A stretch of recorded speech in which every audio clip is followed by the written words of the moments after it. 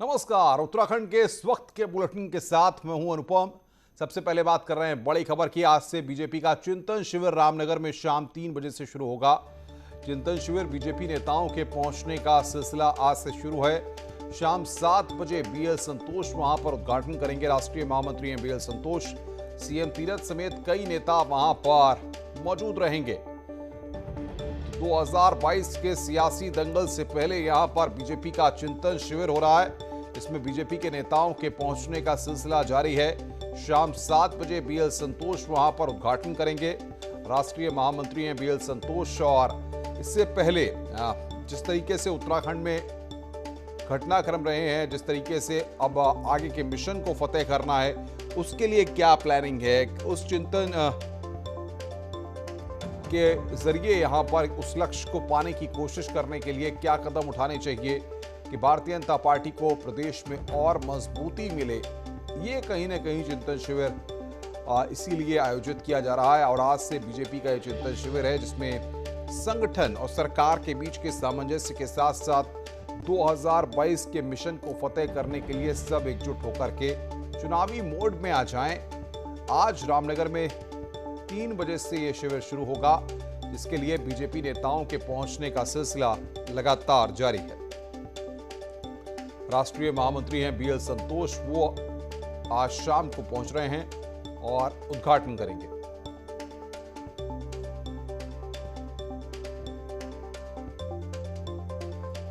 और बातचीत करने के लिए रामनगर से हमारे संवाददाता गोविंद पाटनी हमारे साथ सीधे जुड़ रहे हैं। गोविंद, बताइए क्या तैयारियां वहां पर हैं और कौन कौन लोग वहां पर पहुंच रहे हैं? देखिए अनुपम, ये चिंतन शिविर 27 से 29 जून तक होना है। यहाँ पर पूरी तैयारियां हो चुकी हैं। एक ढिकुली स्थित एक रिजॉर्ट में ये चिंतन शिविर होना है, जिसमें पूरी तैयारियां कर ली गई हैं।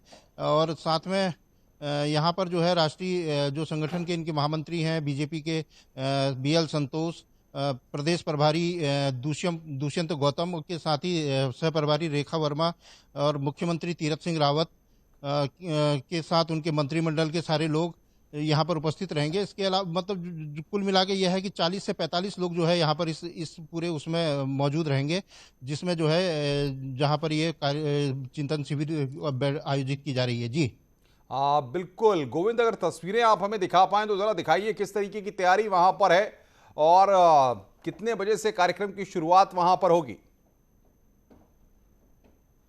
देखिए अनुपम, मैं आपको बता दूं कि कार्यक्रम की शुरुआत सुबह 9 बजे से कोर ग्रुप की बैठक के साथ ही ई ट्रेनिंग एक इनकी होगी, जिसमें ये चिंतन शिविर शुरू हो जाएगा। लेकिन इसकी औपचारिक जो उद्घाटन होगा वो बताया जा रहा है कि शाम को 7 बजे यहाँ पर वो जो उसका औपचारिक उद्घाटन होगा।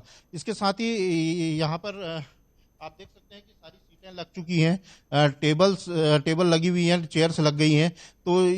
तो कुल मिलाकर के 3 दिन तक जो रोड मैप तैयार होगा 2022 के लिए, वो रोड मैप यहाँ पर तैयार किया जाएगा। बिल्कुल गोविंद, आप बने रहिए हमारे साथ। सुनील प्रभात भी बातचीत करने के लिए हमारे साथ जुड़े हुए हैं। सुनील, 2022 के मिशन से पहले चिंतन करना बीजेपी को पड़ रहा है, आखिर ये कवायद किस लिए है और कितना जरूरी है?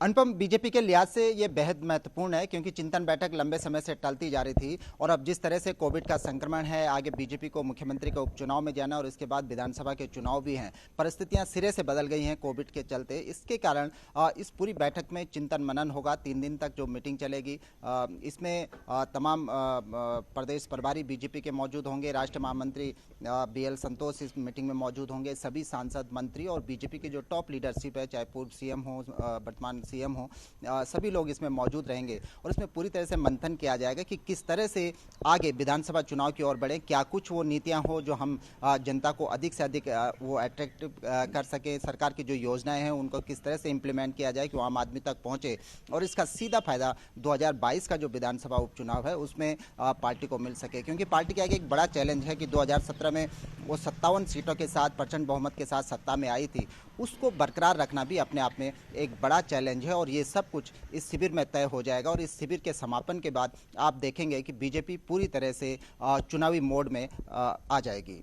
बिल्कुल सुनिए, लेकिन अगर हम बात करें संगठन की और सरकार की, दोनों ही मजबूत कड़ियां हैं और दोनों के बीच में सामंजस्य होकर के मिशन को फतेह करना है।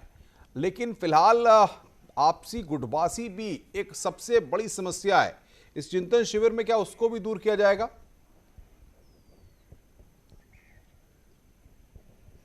बिल्कुल अनुपम, इसीलिए इसे अलग अलग सेशन में बांटा गया है। शिविर भले ही 3 दिनों तक चलेगा, लेकिन इसमें 7 सेशन होंगे, जिसमें इस बात पर भी चिंता होगी। तमाम जो मंत्री हैं राज्य सरकार के, वो वहां पर मौजूद होंगे, सांसद वहां पर मौजूद होंगे, सीएम, पूर्व सीएम वहां पर मौजूद होंगे, और इन विषयों पर भी चर्चा की जाएगी कि जो मंत्रियों की आपस में गुटबाजी है, जो अलग अलग बयानबाजी है, पार्टी जो फोरम है उससे हटकर जो बयानबाजी होती है, उससे किस तरह से नुकसान पार्टी को पहुंच रहा है। और खासकर जब आपको कुछ महीनों बाद विधानसभा चुनाव में जाना हो, इससे पहले आपको मुख्यमंत्री के उपचुनाव में जाना हो, तो ये पार्टी के लिए बड़ी घातक सिद्ध हो रही है। पार्टी की छिछालेदारी भी इस पर हो रही है। संगठन के लेवल पर भी अलग अलग मंचों पर ये बात उठ चुकी है कि जो नेता पार्टी फोरम से बाहर जाकर बयानबाजी करते हैं उस पर रोक लगाई जाए। गोविंद पाटनी भी हमारे साथ बने हुए हैं। गोविंद, जैसा कि आप तस्वीरें भी दिखा रहे थे और तैयारियां पूरी हैं, बताइए जरा अब बैठकों का जो क्रम शुरू होगा, किस किस तरीके से आज कार्यक्रम रहने वाले हैं और कितनी कितनी बैठकें वहां पर होनी है? देखिए, कल शाम बीजेपी की जो प्रदेश अध्यक्ष हैं मदन कौशिक, उनसे हमारी बात हुई थी, तो उन्होंने हमें बताया था कि सुबह 9 बजे कोर कमेटी की बैठक होगी। उसके बाद जो है यहाँ पर एक ई ट्रेनिंग इनकी की जाएगी, जो ई ट्रेनिंग होती है। उसके साथ ही 11 बजे प्रधानमंत्री नरेंद्र मोदी की मन की बात ये किसी बूथ पर जाके यहीं आसपास में सुनेंगे। तो सारे नेतागण वहाँ मौजूद रहेंगे और सीएम जो हैं वो करीब 2:15 से 2:30 बजे के बीच रामनगर पहुँचेंगे हल्द्वानी से। तो उसके बाद जो है वो यहाँ पर वो भी इन सब बैठकों में शिरकत करेंगे। लेकिन औपचारिक जो उद्घाटन होगा इसका शाम को 7 बजे होना तय हुआ है, ये बीजेपी के प्रदेश अध्यक्ष मदन कौशिक ने हमें बताया है। जी अनुपम। गोविंद, आप नजर बना के रखिए और सुनील, आप भी नजर बना के रखिए। आगे भी हम आपसे अपडेट लेते रहेंगे। तो सुनील प्रभात और गोविंद पाटनी हमारे साथ जुड़े हुए थे, जो इस बड़ी खबर पर हमें अपडेट दे रहे थे। और इस बीच एक और बड़ी खबर आ रही है देहरादून से। कोविड टेस्ट घोटाले पर कांग्रेस पार्टी आज प्रदेश में प्रदर्शन करेगी। सभी जिला मुख्यालयों पर कांग्रेस का प्रदर्शन होना है। घोटाले की जांच कराने की मांग की जा रही है, सिटिंग जज से जांच कराने की मांग की जा रही है। तो कांग्रेस इस पूरे मुद्दे को पॉलिटिकली अपने फेवर में करने की कोशिश कर रही है। आज इसको लेकर सभी जिला मुख्यालयों पर कांग्रेस पार्टी का प्रदर्शन होना है। आगे बढ़ते हैं। कांग्रेस में नेता विपक्ष के नाम पर मंथन हो रहा है और नेता विपक्ष के नाम पर पार्टी के कई समीकरण टिके हैं, जिसको लेकर दिल्ली में राजनीति काफी तेज है।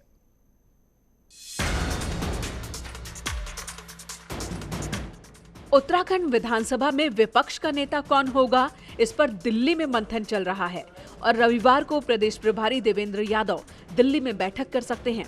सूत्रों के मुताबिक कांग्रेस विधायक करण महारा, काजी निजामुद्दीन, राजकुमार के साथ प्रदेश अध्यक्ष प्रीतम सिंह दिल्ली में हैं। वहीं हरीश रावत पहले से ही दिल्ली में हैं और किशोर उपाध्याय भी दिल्ली पहुंच चुके हैं। फैसला नेता विपक्ष के नाम पर भले ही होना हो, लेकिन आगे कई और समीकरण भी टिके हैं। कांग्रेस के 10 विधायकों में कोई भी ब्राह्मण विधायक नहीं है, जिससे पेच फंस गया। इंदिरा हृदयेश कुमाऊं मंडल से थी। ऐसे में विधायक करण महारा, गोविंद सिंह कुंजवाल की दावेदारी मजबूत मानी जा रही है। लेकिन नेता विपक्ष और प्रदेश अध्यक्ष के पद पर ठाकुर नेता होने पर समीकरण बदलने की संभावना है। ऐसे में प्रदेश अध्यक्ष के लिए गढ़वाल से किशोर उपाध्याय, गणेश गोदियाल का नाम चर्चा में है। मंडलों के बीच में सामंजस्य की बात हो, जातिगत सामंजस्य की बात हो, विधानसभा सीटों के बारे में, उसके बारे में सामंजस्य की बात हो, तो हम लोग जो हैं उसका कुछ न कुछ सौहार्दपूर्ण रास्ता निकालेंगे और 22 की चुनौतियों को इंदिरा जी की आत्मा के आशीर्वाद से सफलतापूर्वक उसका मुकाबला करेंगे। 2022 चुनाव से पहले कांग्रेस ब्राह्मण फैक्टर को इग्नोर नहीं करना चाहती। वहीं दिल्ली से लौटे प्रदेश उपाध्यक्ष सूर्यकांत धस्माना का कहना है कि कई नेता अपनी राय दिल्ली में बता चुके हैं। जो चुनने की प्रक्रिया होती है उसमें कंसल्टेशंस होती हैं। पार्टी के तमाम जो महत्वपूर्ण लोग हैं, चाहे विधायक हों, चाहे पार्टी के अध्यक्ष हों, चाहे पार्टी के जितने लोग मैटर करते हैं, उनसे कंसल्टेशन होता है। हम लोगों से भी बातचीत हुई है लीडरशिप की, हमने अपनी राय दी है। अब सबकी राय सुनने के बाद जो सर्वसम्मत निर्णय निकलेगा वो घोषित कर। उत्तराखंड में विधानसभा की 29 सीट कुमाऊं मंडल में है, जबकि 41 सीट गढ़वाल मंडल में है। इस समीकरण पर भी बैलेंस बनाने की कोशिश दिल्ली में हो रही है। देहरादून से न्यूज 18 के लिए दीपांकर भट्ट की रिपोर्ट। उत्तराखंड में एक हफ्ते और कोविड कर्फ्यू बढ़ सकता है, लेकिन 29 जून से बाजारों के खुलने का समय बढ़ाया जा सकता है। सुबह 6 बजे से शाम 7 बजे तक बाजार की टाइमिंग करने पर सरकार विचार कर रही है। वहीं राज्य में टूरिस्ट स्पॉट पर वीकेंड में छूट मिल सकती है। मंगलवार और बुधवार को टूरिस्ट स्पॉट बंद रह सकते हैं, जबकि राज्य में नाइट कर्फ्यू पूरी तरह से लागू रहेगा।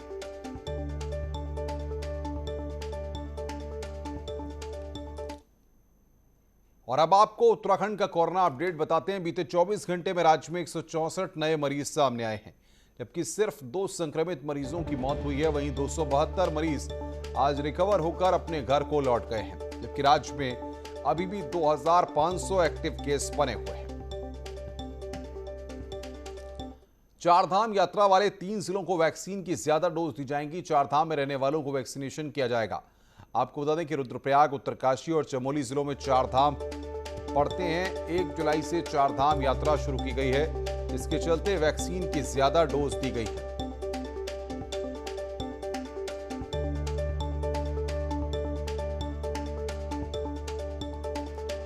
श्रीनगर गढ़वाल में पौड़ी जिले का पहला बाल मित्र पुलिस थाना खोला गया है, जहां विभिन्न आपराधिक गतिविधियों में पकड़े गए बच्चों को दोस्ताना माहौल दिया जाएगा।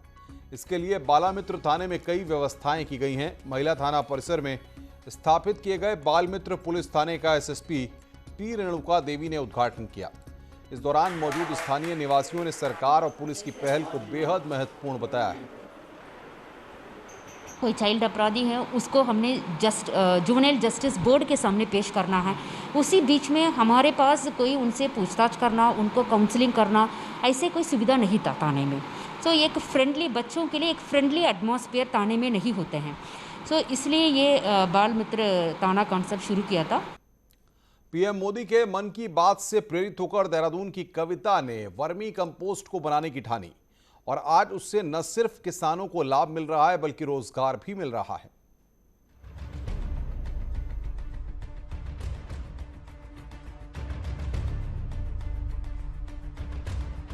फसल को केमिकल फर्टिलाइजर से होने वाले नुकसान से बचाने के लिए देहरादून की कविता पाल ने वर्मी कंपोस्ट पर काम करना शुरू किया। वर्मी कंपोस्ट यानी कि केचुआ खाद पोषण पदार्थों से भरपूर एक उत्तम जैव उर्वरक है, जो केचुओं के द्वारा वनस्पतियों और कचरे को विघटित कर बनाई जाती है। कविता को इसकी प्रेरणा पीएम मोदी के मन की बात कार्यक्रम से मिली। इस कार्यक्रम में उन्होंने मेरठ की सना खान के बारे में सुना, जो वर्मी कंपोस्ट पर काम कर रही थी। बस यहीं से कविता ने भी वर्मी कंपोस्ट पर काम करना शुरू किया और उसे तैयार किया। एक्चुअली मैं मोदी जी के मन की बात का एक मैंने प्रोग्राम सुना था, तो उन्होंने मेरठ की एक सना खान है, उनका उन्होंने जिक्र किया उसमें कि वो कैसे एक इंजीनियरिंग उसमें आने के बाद में उन्होंने जो है उस वाले मतलब अपनी पढ़ाई जिसमें की है उन्होंने उसको ना अपना के ऑर्गेनिक फार्मिंग को उन्होंने अपनाया, मतलब वर्मी कंपोस्टिंग को अपनाया और वर्मी कंपोस्टिंग से वो जो है एक रोजगार उन्होंने पैदा किया। इस काम में लगी महिलाओं का कहना है कि ऑर्गेनिक खेती की डिमांड जिस तेजी से बढ़ी है, वर्मी कंपोस्ट की मांग भी बढ़ने लगी है और इसकी अच्छी कीमत भी मिल रही है। तो सब जाने के लिए मतलब रोजगार मिला हुआ है, बहुत अच्छी बात है। लॉकडाउन में भी चलता ही रहा। हाँ जी, ये तो बहुत अच्छी बात है कि जो भूखे प्यासे मर रहे लॉकडाउन में, किसी का तो मजदूरी मिल ही रहा है। हमारे पास में भी डिमांड आ रही है, लोग कर रहे हैं, क्योंकि मेरे पास में अपना एक ऑर्गेनिक स्टोर है, हर्बल स्टोर है, तो वहाँ पे लोग डिमांड करते हैं। तो मैंने कविता जी से कहा कि मैंने कहा पैकिंग बनाइए और हमें भी प्रोवाइड कराइए, तो जो लोग हमसे लेना चाहेंगे हम उनको ज़रूर बताएंगे। ऑर्गेनिक खेती की दिशा में कविता की छोटी सी शुरुआत अब बड़ी होने लगी है। कई लोग उनसे जुड़ने लगे हैं, साथ ही इससे मिट्टी की उर्वरा शक्ति भी बढ़ जाती है और फसल भी भरपूर होती है। न्यूज़ 18 के लिए देहरादून से भारती सकलानी की रिपोर्ट। खबरें और भी हैं, फिलहाल रुकना एक ब्रेक के लिए। ब्रेक के बाद देहरादून के भानियावाला से जिस गुलदार का 10 घंटे बाद रेस्क्यू किया गया, उस गुलदार की हालत भी गंभीर बनी हुई है। गुलदार को रेस्क्यू के दौरान लाठी डंडों से तो पीटा ही गया, साथ ही बचाव में गोली चलाने से गुलदार को 7 छर्रे भी लगे। इस पूरे ऑपरेशन के दौरान वन विभाग की भी पोल खुल गई। पर्याप्त प्रशिक्षण के अभाव में पूरे ऑपरेशन को सही तरीके से नहीं किया जा सका। इसी का परिणाम यह रहा कि वन विभाग के डॉक्टर, डिप्टी रेंजर समेत 9 लोग घायल हो गए, जबकि गुलदार पर दागी गई गोली के छर्रे लगने से रेस्क्यू में लगे 2 और वनकर्मी घायल हो गए थे।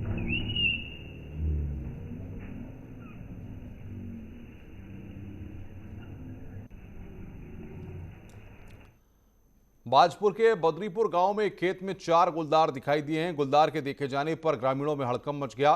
ग्रामीणों ने गुलदार का वीडियो बनाकर सोशल मीडिया पर वायरल कर दिया और मामले की जानकारी वन विभाग के अधिकारियों को दी गई है। वहीं गुलदार होने की सूचना मिलने पर वन विभाग की टीम ने मौके पर निरीक्षण किया और जल्द ही गुलदार को पकड़ने की बात कही है। अच्छा, दो बड़े हैं, मेल फीमेल हैं और 2 बच्चे दिखाई दिए हैं। लगभग काफ़ी बड़े हो गए हैं, अडल्ट एज में आने ही वाले हैं। अभी मैंने जो निरीक्षण किया है उस हिसाब से यहाँ ये बगल में एक नाला है और इसमें अच्छा खासा पानी है और रहने के लिए इनके लिए बहुत अच्छी व्यवस्था है। खाने पीने को उनको मिल रहा है, इसलिए यहाँ पर ये डेरा जमाए हुए हैं। हम प्रयास करेंगे कि यहाँ पर एक पिंजरा लगा दिया जाए और अगर ये पकड़ में आते हैं तो इनको बाहर ले जाएंगे।